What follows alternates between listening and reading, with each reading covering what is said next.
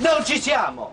Perché se qualcuno qui ha deciso di ammazzare le famiglie dei minatori, signori, ci tagliamo noi, eh! Ci tagliamo noi, eh! Ci tagliamo noi, Giancarlo!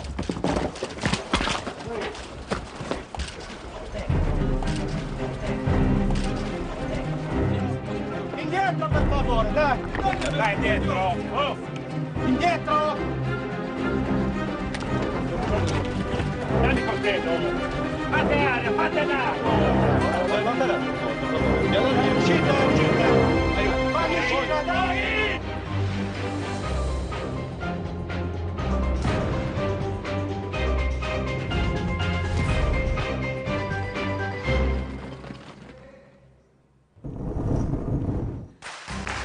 Però prima andiamo subito nel Sulcis, perché ci sono Francesca Mannocchi ed Eva Giovannini che sono sopra e sotto, fuori e dentro la miniera. Francesca, qual è la situazione adesso, in questo momento? Francesca Mannocchi. Corrado, eccoci.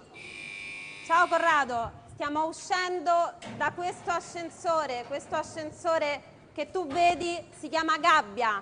Buonasera, buonasera a tutti, questa è la gabbia ed è l'ascensore che ogni giorno porta su e giù i minatori fino a 500 metri di profondità. Siamo nella miniera Carbosulcis, questa miniera è l'unica miniera di carbone in Italia, Nuragi Figus, questa miniera è in occupazione permanente da domenica notte e ci sono 40 minatori ora, mentre noi parliamo, a fare il turno di notte a 500 metri di profondità. La situazione è molto tesa, come immagini, non soltanto per quello che è successo ieri mattina che avete ricordato in apertura di programma, ma anche perché mancano pochissime ore al vertice al Ministero dello Sviluppo Economico che deve dare delle risposte non soltanto sulla Carbosulcis ma su un territorio che è al collasso. Sono con Sandro Mereo, uno dei leader di questa occupazione. Sandro, ce lo spiega lei, quanto siete disposti a restare qua dentro, ma soprattutto come difendete una miniera che viene ritenuta in perdita ed antieconomica? Allora la tensione è alta, i minatori giù stanno chiedendo che cosa potrebbe succedere domani a Roma, ma loro sono consapevoli del fatto che da lì non si muoveranno, anzi incrementeranno la protesta, perché noi abbiamo notizie che non sono tanto positive. Sappiamo benissimo che così questo carbone non può essere sfruttato perché ha delle perdite. 300.000 tonnellate di carbone dati all'Enel non servono a mantenere questi posti di lavoro. Sandro, però il sottosegretario al Ministero dello Sviluppo Economico dice che il progetto che voi proponete è troppo costoso, non conviene. Il progetto che dice lui troppo costoso, mi deve spiegare perché. Perché questo progetto che costa 200 milioni all'anno rispetto ai 13 miliardi all'anno che vengono spesi per le energie rinnovabili come l'eolico e il fotovoltaico, che non portano un posto di lavoro, al cospetto di questo progetto integrato che risolve la situazione nostra della miniera e risolve il problema di altri disoccupati, perché dà sviluppo a altri 1.500 posti di lavoro. Ecco, questo è il problema. Io non dico che è un problema sociale, è un problema di dare sviluppo ad un territorio che sta morendo, e da qui si deve ripartire, da questo progetto, a prescindere. Se è una questione di costi, si devono sedere lì i politici a discuterne, a vedere se questi costi sono veramente troppi. Allora vediamo di cercare cerchiamo Francesca, cerchiamo di spiegare. La loro proposta è quella di fare di questa miniera un enorme deposito di CO2. Naturalmente questo è un progetto molto ambizioso, molto complicato, perché costa tanti soldi per metterlo in sicurezza, ma è questo quello che loro propongono. Il sottosegretario De Vincenti ha detto: ma qui non c'è un euro, non ci sono tutti questi soldi, cioè non è il momento per il Paese di pompare quattrini in progetti così complessi. Francesca, ed è questa la ragione per cui loro intendono rimanere lì, perché vogliono una risposta su questo. Voglio ricordare che è stato il Presidente della Repubblica Napolitano, in questa giornata difficilissima che ha avuto, proprio a spendersi dando la sua solidarietà ai minatori e in qualche maniera invitandoli a tenere duro, insomma, dandogli tutti gli attestati di stima possibili. Non solo. Mi dici che cosa sta succedendo lì sotto poi, Francesca, anche? Assolutamente, noi innanzitutto ti volevo far parlare anche con dei giovani, perché non ci sono soltanto minatori che hanno un'esperienza ma abbiamo poco tempo, Francesca, dentro. quindi sbrigati. Sì, ok, allora innanzitutto vi vorrei lanciare un Facci vedere dove stanno, vogliamo vedere com'è questa miniera, Francesca. Allora, noi eravamo qui il giorno dell'occupazione, vi facciamo vedere, siamo scesi a 500 metri di profondità e vi facciamo vedere cosa significa stare là sotto. Quando noi consegniamo la lampada o prendiamo la bomboletta all'autosalvatore, consegniamo una medaglia dove c'è il nostro numero di matricola e il nostro gruppo sanguigno. Quando succedevano gli incidenti in miniera, c'erano delle frane, la prima cosa che faceva il lampistiere verificava la presenza delle lampade negli scaffali, delle medaglie, scusa, e si accorgeva se qualcuno era uscito o qualcuno era ancora in sottosuolo. Siamo il pozzo dove porta il personale giù in sottosuolo, a meno 400. Tu Valentina che fai? Sono in bullonamento, sistema di armatura delle gallerie. Come ti senti a occupare il posto dove lavori da 26 anni? Io ritengo che sia un posto di lavoro come un altro e ringrazio di averlo avuto in giovane età, ma a me piace, cioè non soffro né il fatto che non posso uscire quando voglio, né il fatto che non posso andare in bagno quando voglio, né il fatto che non posso mangiare quando voglio. Però è questo il lavoro e sono abituata così. Avete fatto bene. È impossibile che stiano sistematicamente chiudendo tutte le aziende. E non parliamo di Carbosulcis, siamo altruisti. Euralumina, Alcoa, Ila, Rockwool, Cardnet. Abbiamo visto nascere e morire delle aziende. Oggi siamo arrivati.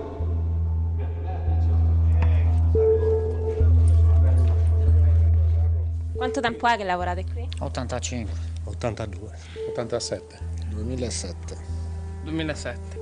2007. Quindi chi meno di 10 anni e chi quasi da 30. Eh sì.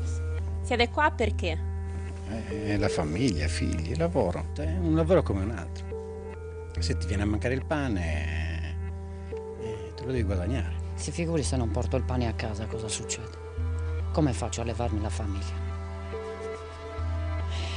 Mi scoccerebbe se chiudesse, perché io non voglio andare a rubare. Perché è un territorio dove andiamo a rubare tra poveri stessi. Quando entrate qua la mattina, scendete 500 metri in profondità, che pensate tutte le mattine da 30 anni? Purtroppo rientrare di nuovo a casa.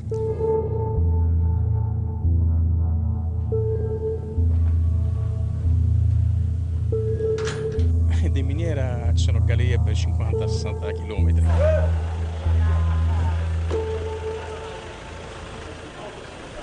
Ogni mattina vi spostate dentro le gallerie per andare dove è il cantiere. Quindi la squadra prende il pulmino e si va a lavoro. Qual è la parte più faticosa dell'estrazione? Quelli che estraggono proprio il carbone. Con la polvere, sempre con la maschera, lavorare sempre con la maschera, cuffie, non è semplice.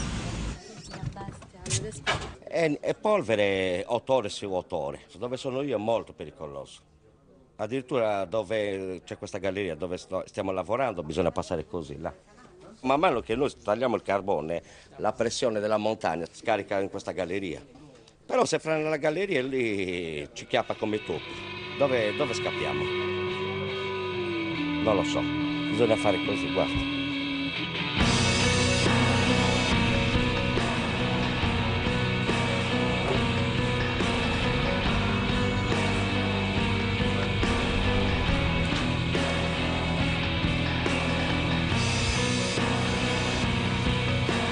Non potete starci perché poi c'è anche la riservetta degli esplosivi, non conviene andare avanti. Ma quale esplosivo?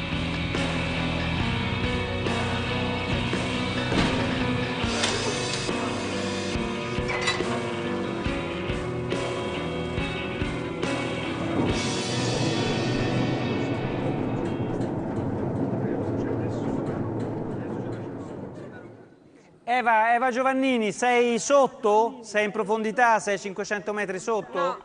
Eva? Sì, mi sentite? Sì, sentiamo. Ovviamente sei a un telefono, immagino. Stai usando un telefono a filo? Sì, c'è un telefono a filo. Qua sotto buonasera, sono a 500 metri di profondità, siamo sotto al livello del mare. C'è un buio perenne qua dentro, vi assicuro anche un silenzio surreale. Sono nel posto diciamo più caldo di questa miniera, fa caldo, appunto l'aria è molto umida, ma sono nel posto più caldo anche perché in questo momento sono nel posto più temuto. Sono qui accanto a me, ci sono 650 kg di tritolo e il tritolo serve normalmente ai minatori per lavorare, ma in questo momento loro hanno appeso uno striscione che dice qualcos'altro, scritto in sardo, e sarà un minatore, la voce direttamente di un minatore, che vi dirà cosa c'è scritto in questo striscione. Belio.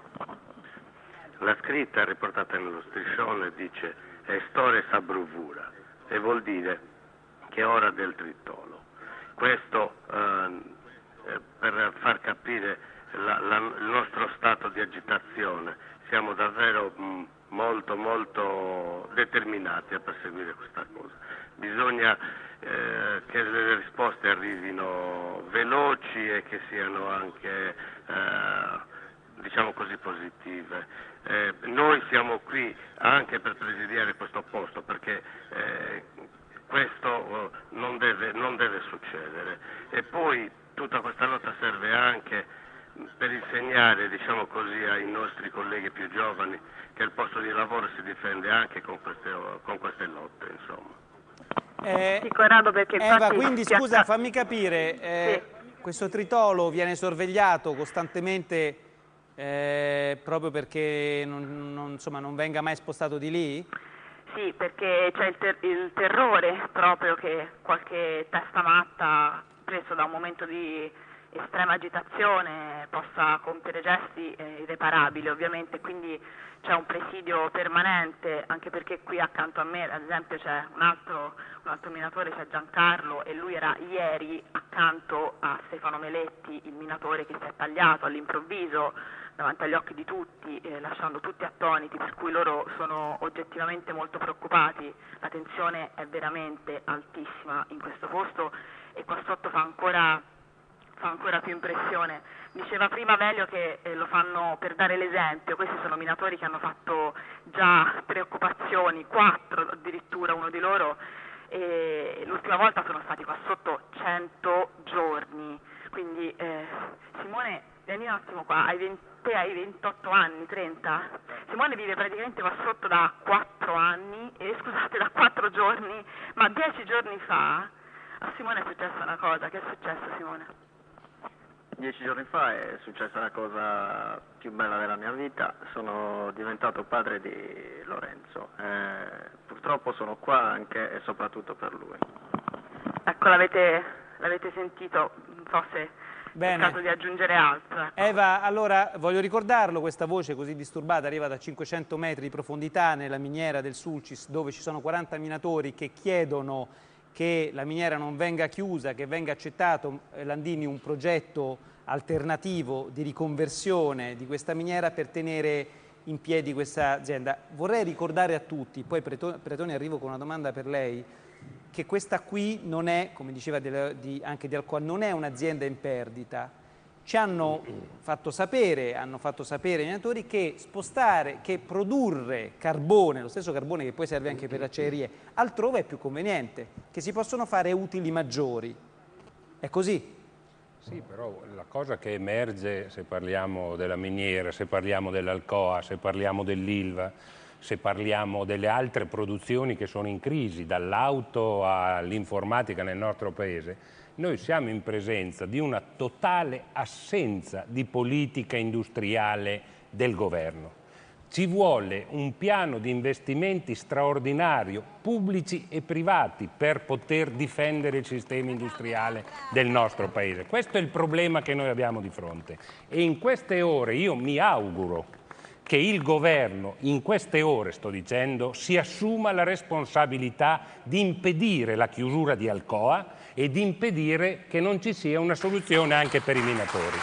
Perché siamo di fronte al fatto che c'è anche la necessità, la cosa che a me colpisce, perché non solo il minatore a un certo punto ha fatto un gesto, vorrei ricordare che nel mese di agosto noi abbiamo avuto in questo paese delle persone che si sono ammazzate perché non hanno lavoro. E il dramma che emerge è la solitudine delle persone che lavorano. Sembra che non sia un problema di questo Paese difendere il lavoro e il sistema industriale. Vorrei ricordare che quelle persone qui, a proposito di soldi e se si fa impresa o non si fa impresa, sono quelli che tengono in piedi l'Italia, perché sono gli unici che pagano le tasse al 100%, anche per quelli che non le pagano. Allora, io penso che siamo di fronte a un problema di questa natura e credo che sia necessario trovare delle soluzioni.